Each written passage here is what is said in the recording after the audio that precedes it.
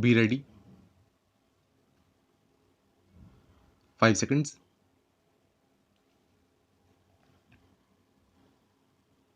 Start. It is a matter of great happiness for me to be here for the 45th Convocation ceremony of the All India Institute of Medical Sciences or AIIMS. This institution is a national center of excellence in medical research and healthcare. It is a model for the country. The name AIIMS has become a byword for quality, commitment, and rich experience. The faculty and doctors, as well as, of course, the students, are the pride of our medical fraternity and our nation. I must compliment every member of the AIIMS family for keeping up these exceptional standards despite very difficult circumstances. I am especially happy to address the students and residents, those energetic young doctors and nurses who are graduating today and getting their degrees. My congratulations to them, and in particular to those who have won medals and awards. This is a landmark moment in your lives. You have joined an illustrious list of medical graduates and postgraduates from AIIMS. Your success is a result of your hard work as well as the efforts of your teachers and professors and the sacrifices of your families. In a large measure, it has also been assisted by society, which has contributed to the setting up and maintenance of an institution such as AIIMS.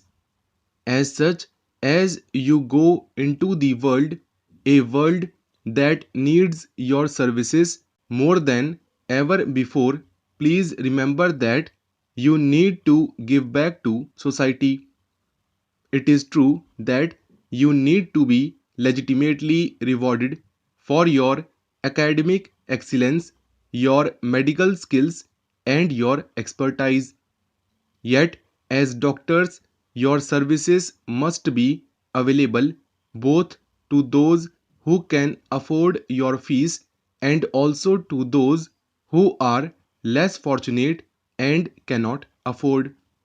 Disease does not distinguish between rich and poor, but unfortunately, poor suffer the most.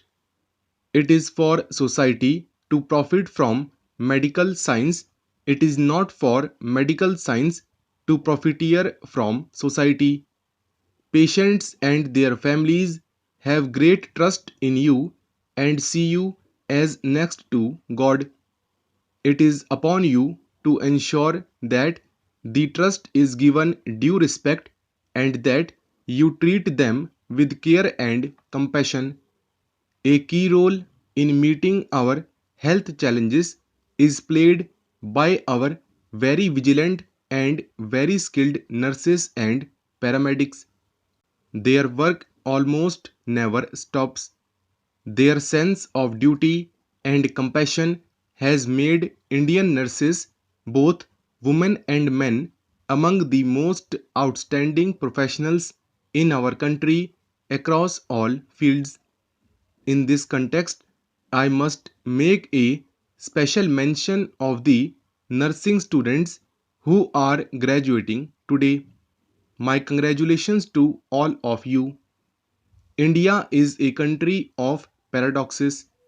Nowhere is this more apparent than in our public health.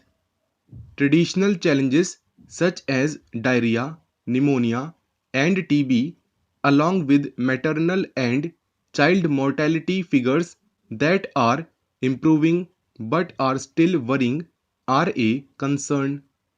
On the other hand, non-communicable diseases and what are called lifestyle diseases are emerging as big killers. These could be related to the heart or to the brain, as well as to a host of cancers and pollution sources that we are increasingly exposed to. In our country, both obesity and malnutrition are substantial public health issues, and in our country, we have a very large child population as well as one of the world's largest populations of senior people. Both these groups pose very different but very real challenges to our healthcare system and our doctors and nurses. Despite the progress we have made, gaps remain. For example, Indian companies are among the world's biggest manufacturers of vaccines. These vaccines are supplied across the globe. Our innovative medical scientists have even developed new vaccines. Even so, our own immunization record remains below desirable levels. Many of our children, particularly in far flung and difficult to access areas, do not get the full course of immunization. In this context, I must appreciate the efforts of the Union Ministry of Health and Family Welfare under Shri J.P. Nadda. By launching programs like Mission Indradhanush, it is urgently trying to fill the immunization gap and protect all our children, the future of our country, from killer diseases.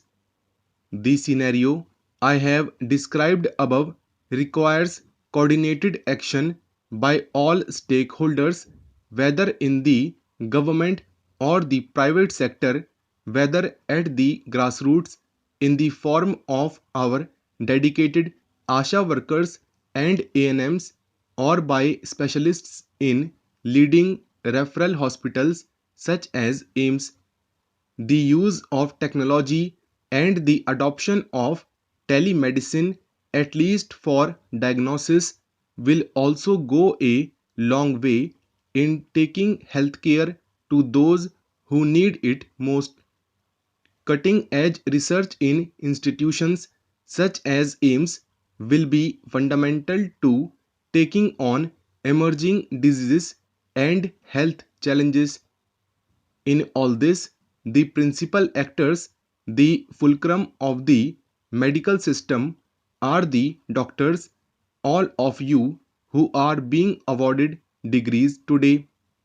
Without you, the system will not work. Led by you, it is for all of us to ensure that India's healthcare efforts reach every citizen and not just some citizens. It is for you to ensure that healthcare indices for the entire population reach acceptable levels during our lifetime. This is how the battle against polio and earlier smallpox was fought and won. Those victories must inspire us and spur us to a healthier India in all its dimensions.